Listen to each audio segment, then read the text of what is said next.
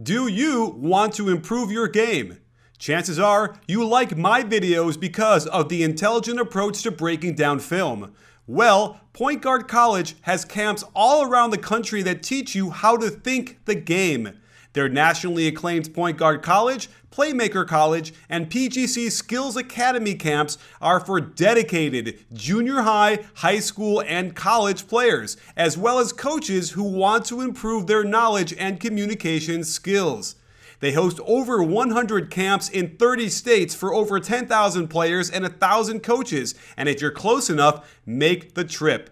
Click on the link in the description below to find a camp nearest you, and you will be on your way to changing the way you see and play the game. You in? You know, it's unfortunate that I got a guy like Mike Conley who in his whole career has got 0 technical fouls and just cannot seem to get the proper respect from the officials that he deserves. It was a very poorly officiated basketball game. Zach Randolph, the most rugged guy in the game, had 0 free throws, but somehow Kawhi Leonard had 19 free throws. First half, we shot 19 points, 19 shots in the paint, and we had 6 free throws. They shot 11 times in the paint, and they had 23 free throws. I'm not a numbers guy, but that doesn't seem to add up. Overall, 35 times we shot the ball in the paint. We had 15 free throws for the game. They shot 18 times in the paint and had 32 free throws. Kawhi shot more free throws than our whole team. Explain it to me. We don't get the respect that these guys deserve because Mike Conley doesn't go crazy. He has class, and he just plays the game. But I'm not going to let them treat us that way. You know, I know Pop's got pedigree, and I'm a young rookie, but they're not going to rook us. That's unacceptable. That was unprofessional. My guys dug in that game and earned the right to be in that game, and they did not even give us a chance. All right, thank you. Take that for data.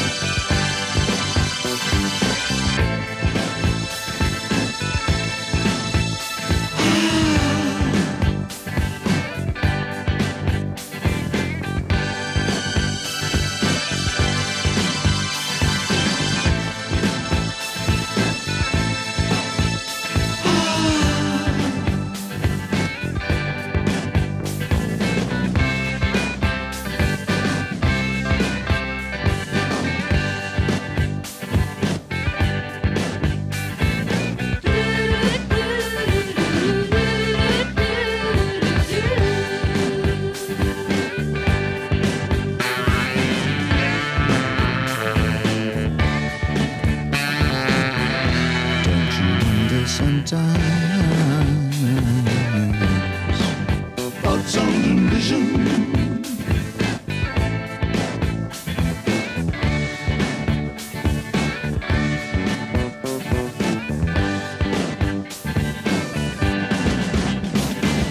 Blue, blue, electric blue. That's the color of my room where I will live. Blue, blue.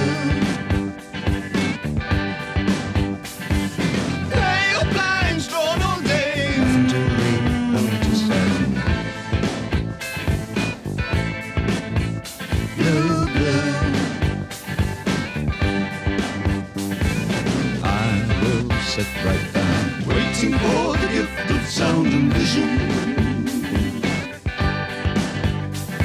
and I will sing. Waiting for the gift of sound and vision. Drifting into my solitude. Over my head, Don't you wonder sometimes about sound and vision?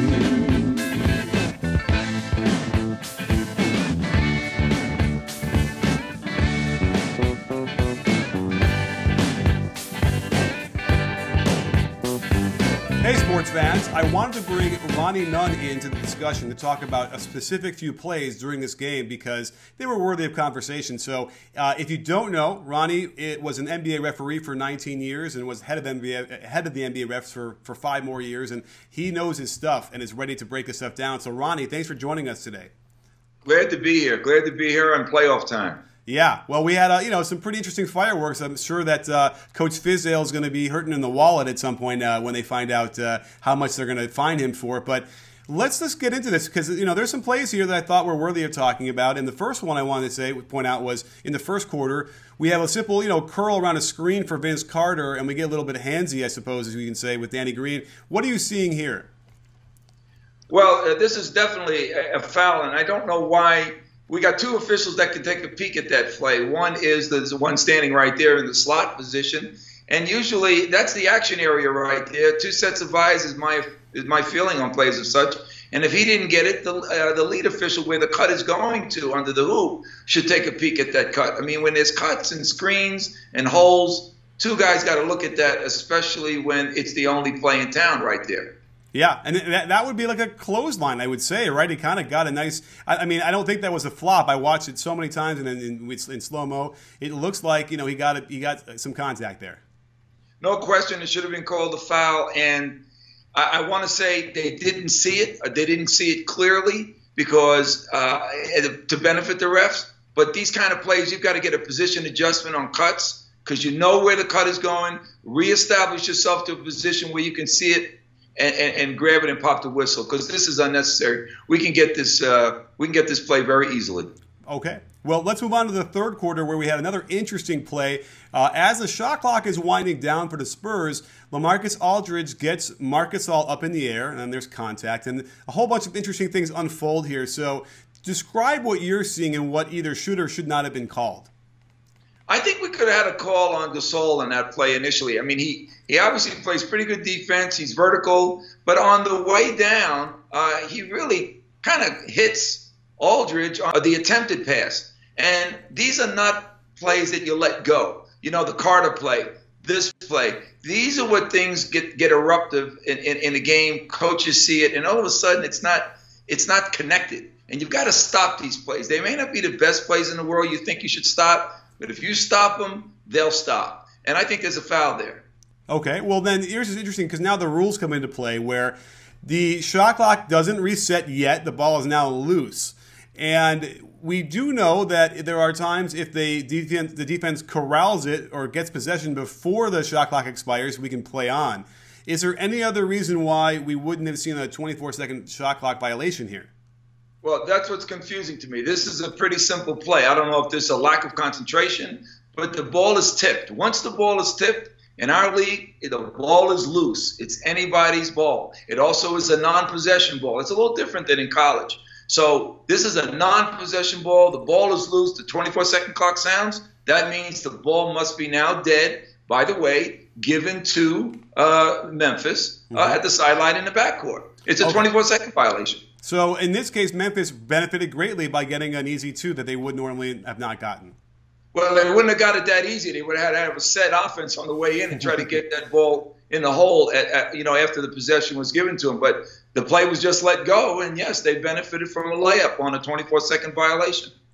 I know. It's not all one-sided, it seems like. Memphis got a couple calls themselves, as we'll see later, too. But we get into the fourth quarter, and the first play of the fourth, as Memphis was making a run, fantastic denial defense by JaMychal Green on David Lee. So they tried to morph it into a pick and roll. What's going on in this play? Well, hey, here's another play, and especially it's coming down crunch time when it comes to fouling anyway. In this case, David Lee has an illegal screen. Just pop it and clean it up because this is a competitive time in the game. Get that offensive foul. But also, if you miss that, you see another play with Lee who now wants to make room for himself where a guy's in his path. You just can't go through him. And by doing that, this is why Conley hooks upward and is upset about it. And now the foul goes to him. And 2 fouls we should have cleaned up before we even got to Conley. Yeah, it's too bad also, and by the way, this reminds me a little bit, very tangentially, of in the finals in Game 4 when, LeBron James throws Draymond Green down, and they don't call it, they kind of ignore it, and then steps over him, which then goads him into getting the flagrant foul, and then he gets suspended for Game 5. And it kind of reminds me of this in a way where they ignore, and then boom, the guy who probably should have gotten the call in the first place ends up getting penalized. Yeah, this is an old school philosophy of letting them play, hoping that it's going to pan out all real well, and it doesn't. I mean, when cars go through a red light, there's nothing that the cop can do but say, I got to write your ticket. It's not a yellow. This is a red, and this is the story. You got to pop the whistle, pop the ticket out, and put your fist up and call a foul, because these are the things that create problems, and these are old school tactics that will hurt the referee staff. And by the way, it will hurt the individual referee for letting them play on in situations where you need to have it stopped. Now, could you have, acknowledge it to yourself in your mind, oh, I blew that one, I didn't call it, and then simply not call the Conley retaliation as well, or does that just simply have to be called at that point?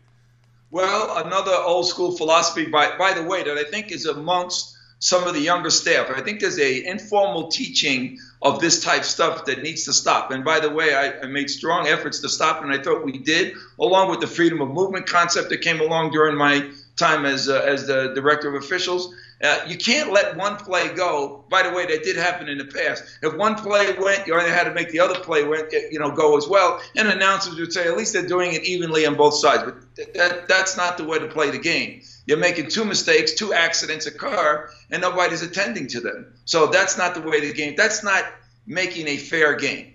Fair enough. Well, let's move on to the end of the game, or in the middle of the fourth quarter at least, where I did want to include one of those shots in the paint that Fizdale was complaining about so bitterly. And we have a nice little duck in by Zebo here at the rim, and he shoots it. It's a kind of bang-bang, normal-looking play. He makes the shot, but I don't know. I thought I wanted to include this at least because here's a little detail of what maybe Fizdale was talking about. And what do you see down there? Well, yeah, absolutely a foul, and you need it. These are the little subtle, nuanced fouls that you can't clean up. Listen, one of the things we do in New Hoops IQ is be careful about swipes, defenders. And this is a swipe by Aldridge. He elects to swipe, or with guards, strip, plays, and if you got to take the risk reward on this. He misses the swipe. He doesn't hold his hands up vertically and let him shoot over that, which is a pretty good defensive measure of something to do. And yet he goes for the ball, gets the arm, no call. Now, it is tight, and hand is quicker than the eye sometimes, and the officials may have thought that it was not enough. But once you get to the arm somewhere on shooters, in the post, on the perimeter, you've got to call that much tighter. Absolutely. Well, and by the way, that was another one of those calls. It could have conceivably made it another 4-point game going through. And right around this is the time where the game got away from them on the road, and the Spurs took control. So not easy to go through. It's certainly a grind in the grit and grind fashion that we've talked about with Memphis all these years. So some really interesting stuff. And I can't thank you enough for coming on and giving us more of your insight, Ronnie.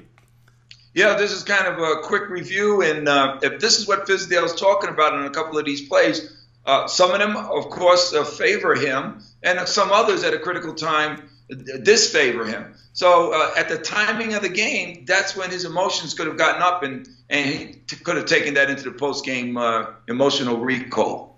Absolutely. Well, thanks for coming on, and we'll see you real soon with the next, I'm sure it'll be another round of uproar for something going on in these playoffs, and we'll be back there right soon with you and go through some more plays.